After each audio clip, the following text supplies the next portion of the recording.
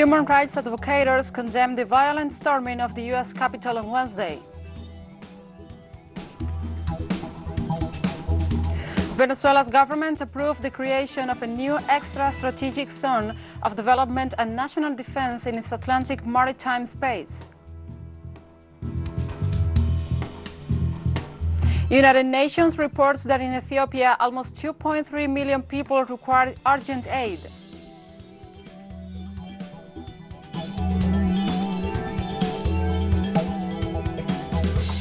From the headquarters of teleSUR English in Havana, Cuba, this is From the South. I'm Gladys Quesada.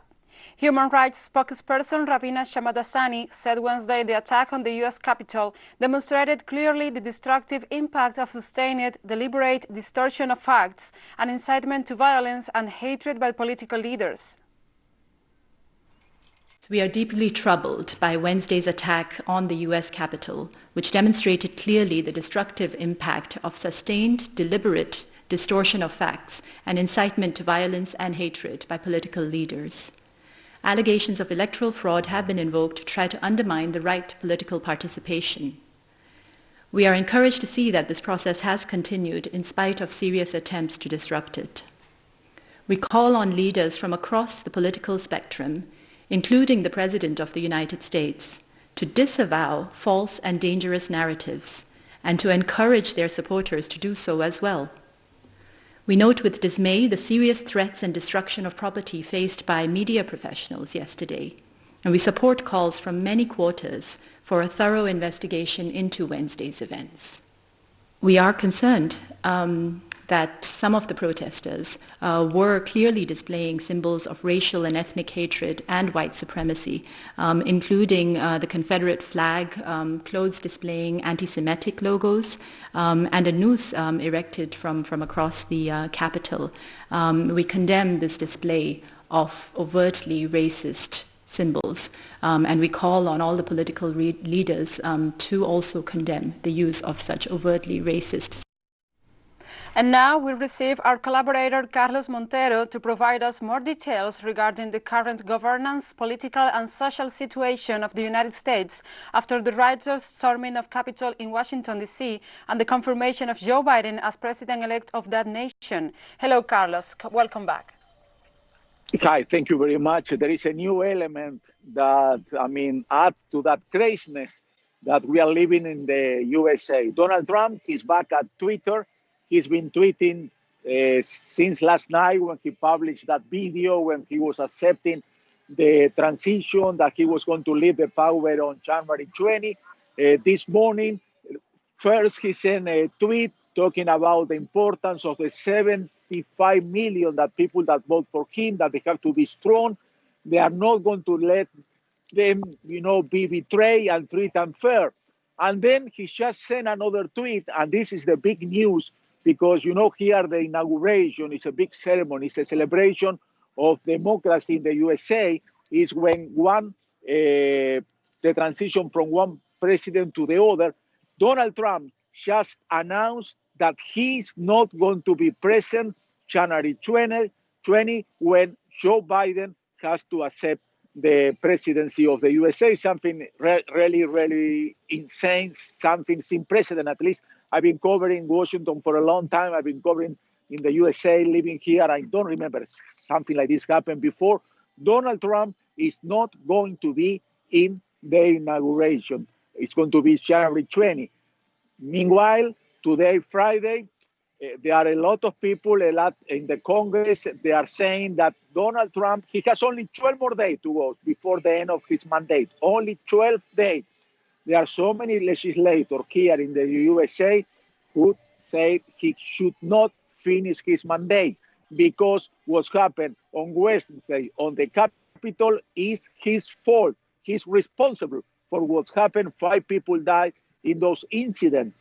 There is not much time. There are 2 options for him to leave power. One is that the vice president evoke the Amendment 25, saying that he, the vice president, and some members, the majority of the members of the cabinet, saying that Donald Trump is not fit to be president of the USA, and the vice president take the power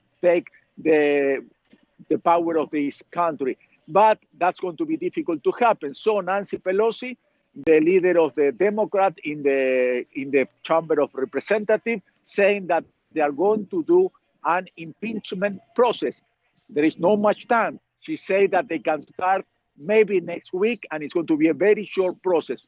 We don't know if that's going to be successful, but that's what they are saying today here in Washington. But the breaking news is that Donald Trump, if he finishes his mandate, he's not going to be in the inauguration when Joe Biden is going to assume the presidency of this country. Let's see how his followers, Donald Trump followers, are going to react. We don't know what's going to happen on January 20th, but there are so many things going here in the USA that we are not accustomed to. It's really crazy what we are living in this country. Back to you. Thank you, Carlos, for your opinions, your details, and all the information you accurately gave us. Now we continue this news brief because U.S. authorities confirmed this Thursday the death of a police officer after the violent events in Washington, D.C. After a day of agony, Officer Brian Sicknick died after being seriously injured by Donald Trump supporters on Wednesday during the storming of the Capitol in Washington, D.C. The security agency assured that Sicknick was guarding the Congress venue. The security agency also said that he was guarding the seat of the Congress. In that sense, with the death of the officer, the number of fatalities resulting from Wednesday violent events led by pro-Trump rioters rises to 5.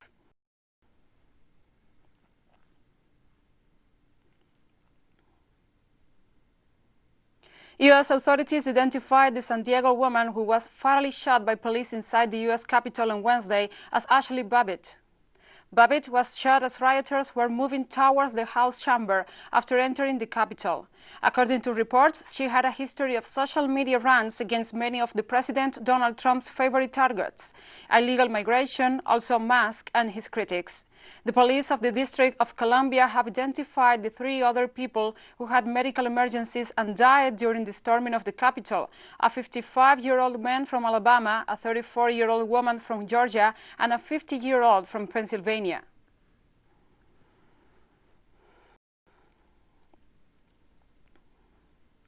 And also, according to sources in the United States, President Donald Trump is considering granting himself a self-pardon before leaving office.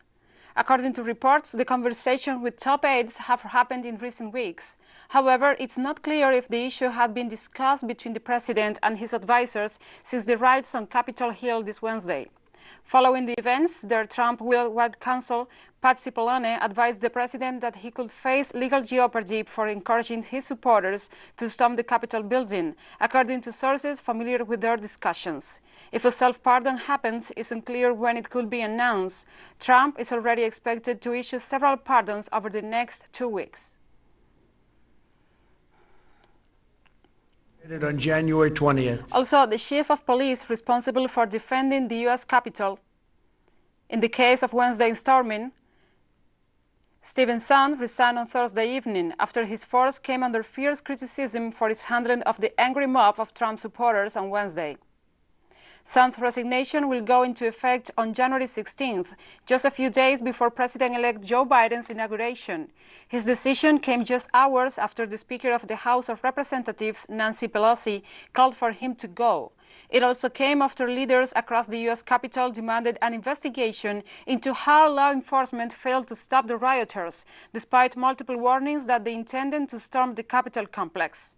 Joe Biden earlier on Thursday criticized what he described as a double standard between how police reacted to the pro-Trump mob versus how they treated supporters of Black Lives Matter over the summer.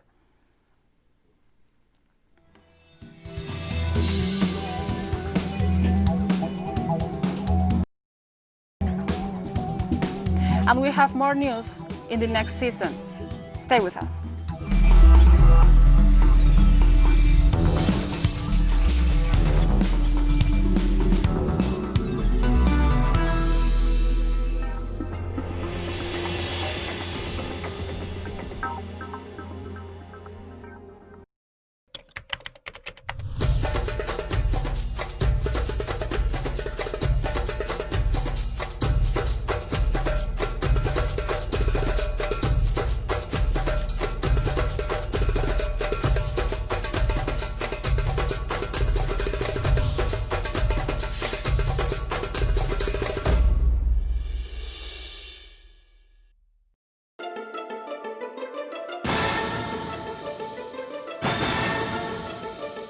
Who's moving the chess man? What interests and motivate the actors behind each event? What's at stake? Critical Move investigates every event from Monday to Friday, only on teleSUR. Innovation, science, the technological breakthrough and its influence in society. Viajeros del saber, el futuro está aquí. Atomism, Monday, only on teleSUR.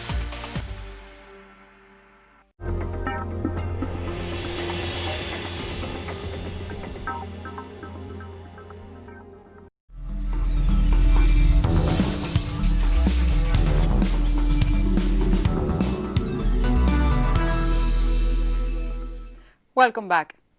The government of Venezuela approved the creation of a new extra-strategic zone of development and national defense in its Atlantic maritime space to ratify the defense of its sovereignty.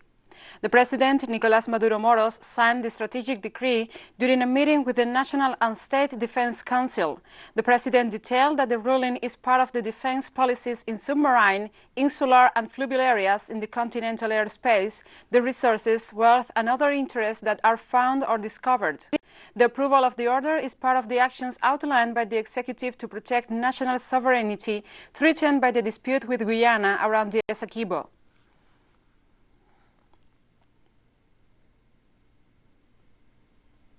And the new National Assembly of Venezuela announced an investigation against the previous opposition majority in parliament, which will be led by lawmaker José Brito, who broke ties with Juan Guaidó after being accused of corruption by the opposition leader and in rejection of his baseless claims that he was the president of Venezuela. We have formed a special commission to investigate these crimes, to bring to light the excesses committed, so that every Venezuelan knows the extent of the damage they have done to the peaceful life of the Bolivarian Republic of Venezuela. The investigations must be made deeper, and as a result of these investigations, pages will be written that should be known to all Venezuelan people of future generations, so these facts are not repeated. Justice will act decisively with all the force that the people are giving it in this new stage of our revolution and our history. In Colombia, violence against ex-combatants and social leaders continue non-stop. The Farc party denounced the assassination of a peace signatory in Cali. The party Alternative Revolutionary Force of the Common denounced this Thursday the murder of Diego Maria Yule Rivera, former combatant in the process of reincorporation in the city of Cali. With this new casualty, there are now 3 former guerrillas assassinated so far in 2021 and a total of 252 peace signatories systematically killed. In this sense, the leadership of the Farc party in the Valley of Cauca demands that the authorities carry out the necessary investigations to clarify the facts and also to find the whereabouts of the perpetrators.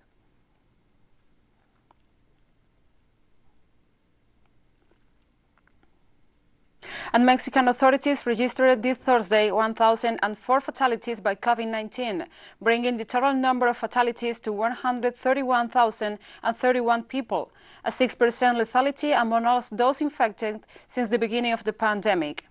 In the last 24 hours, 13,734 positive cases were detected nationwide, for a total of 1,493,569 cases since the beginning of the pandemic. Authorities said that 55% of the beds are occupied nationally, with people who are sick with COVID-19 but who do not require a respirator, while in intensive care, 46% of the beds are occupied. According to the President, Andrés Manuel López Obrador, by the end of January, all healthcare workers will have vaccinated, and they will begin with the elderly.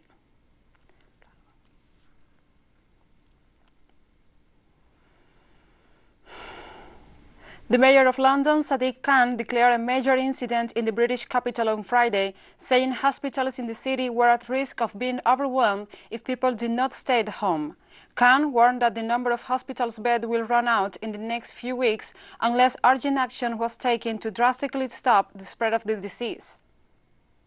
The situation in London is now critical with the spread of the virus out of control, Khan said. 1 in 30 Londoners now has COVID-19.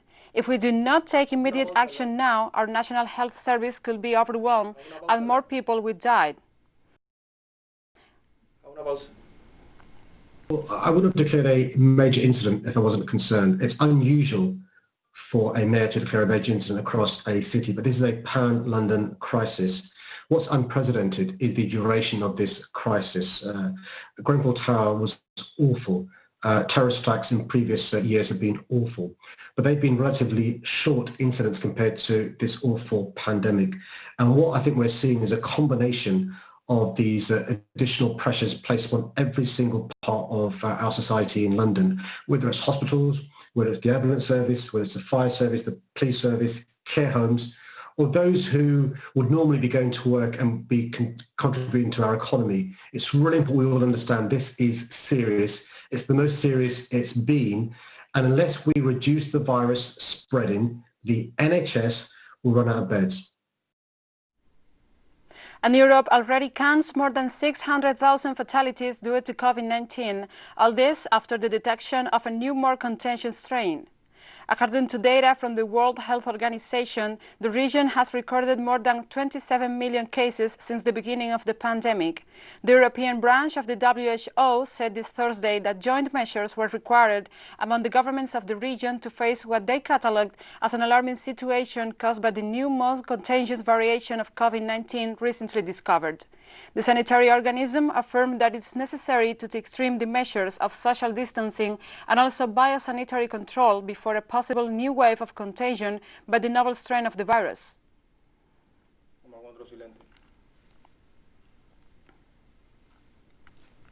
And COVID-19 has impacted the art world tremendously. The Louvre in Paris, the world's biggest museum, lost more than 70% of visitors last year. With restrictions in France and across the world keeping art lovers away, the institution said on Friday. Receipts fell by more than 90 million euros compared with 2019. Visits by foreigners, notably from the US, China, Japan and Brazil, who usually make up 3/4 of total visitors, all but dried up, especially during the usually busy summer month. The museum managed to limit the damage with its blockbuster Leonardo da Vinci exhibition that attracted 1.1 million visitors and ended before the first French lockdown in the spring. The tourism minister, Jean-Baptiste Limon, called the unstoppable a shock, but said that France, the world's #1 tourist destination, had returned COVID-19 relatively well.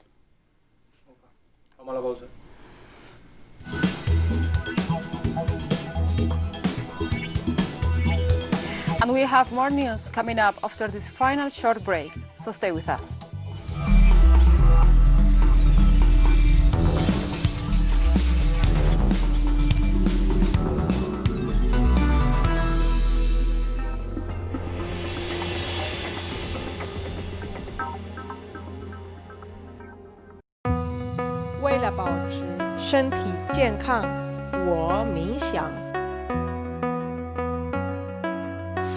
Para mantenerme saludable, yo corro. To keep myself healthy, I study. Για να διατηρηθώ υγιής, τρέφομαι σωστά. Para mantenerme saludable, yo bailo. Para mantenerme saludable, yo purifico mi espíritu a través del cuerpo. ¿Y tú? Guide your body. Tuesdays, only on teleSUR.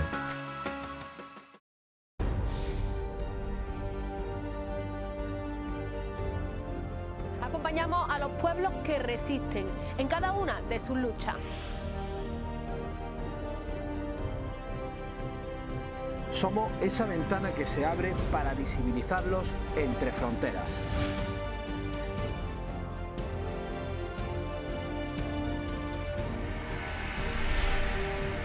Thursdays, only on teleSUR.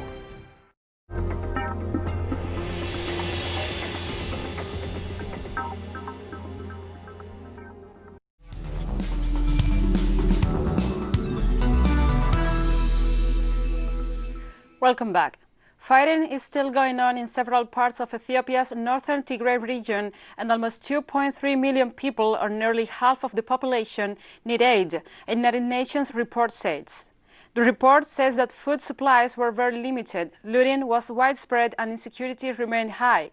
Federal government troops are fighting the Tigray People's Liberation Front, the TPLF, a political party that was governing the province. The government declared victory in late November, though the TPLF vowed to fight on. The findings in the humanitarian report said that the humanitarian situation was dire and 2 out of 4 refugee camps in Tigray remain inaccessible. The fact-finding teams also said schools, hospitals and administrative offices had been looted and damaged. They said only 5 out of 40 hospitals in Tigray were physically accessible, with another 4 reachable by mobile networks.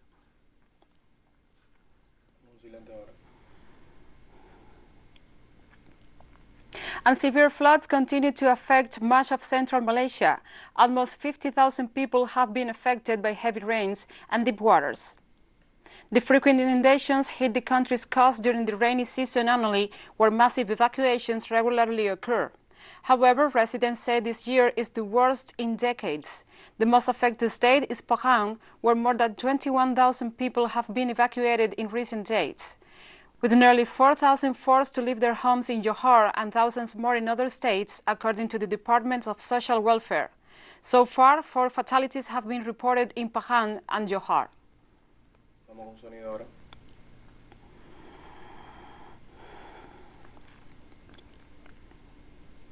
Japan's government declared a month-long coronavirus state of emergency in the greater Tokyo area on Thursday, as the capital reported another record surge in daily infections. Prime Minister Yoshihide Suga described a great sense of crisis as he announced the measure, which begins this Friday. First, the bars and restaurants close at 8 p.m. Second, reduce commuting by 70% thanks to remote working. Third, avoid any unnecessary outing after 8 p.m. Fourth, put in place restrictions on the capacity to host concerts, sporting events, and other gatherings. Infection among the younger generations is an important factor in the spread of the virus. I therefore invite you to act to save the precious lives of all generations, those of your parents, grandfathers, grandmothers, and friends. And people in the Japanese capital reacted to the declaration of a new state of emergency in the face of rising coronavirus cases. It's a big city where lots of people gather, so in a way it's inevitable that the number of infections goes up. But in this second round of virus emergency, many events will have to be cancelled. This year's coming-of-age day events are already cancelled. It's tough, painful, to be honest. Even more people will get sacked and become jobless in this situation. The government's support for these people is not enough. Not enough at all. The coronavirus has been a problem since early last year. In my opinion, the government is really late in taking action. And the capital of North China's Hebei province was tightened travel restrictions as the city enters its second day of mass COVID-19 testing. The provincial capital launched a citywide testing campaign on Wednesday as it faces the country's biggest COVID-19 outbreak in months, with more than 100 cases reported in the past few days. COVID-19 outbreak happening right around us, I am more worried than before. As a Chihianshuan local, I love the city and worry about it. However, I still believe the outbreak will be contained very soon. Stay strong, Chihianshuan. We will prevail. Here in Chihianshuan, we take 10 samples and test them at the same time. It is a standard operation to increase efficiency while maintaining accuracy. Using this method, we can get accurate test results quickly.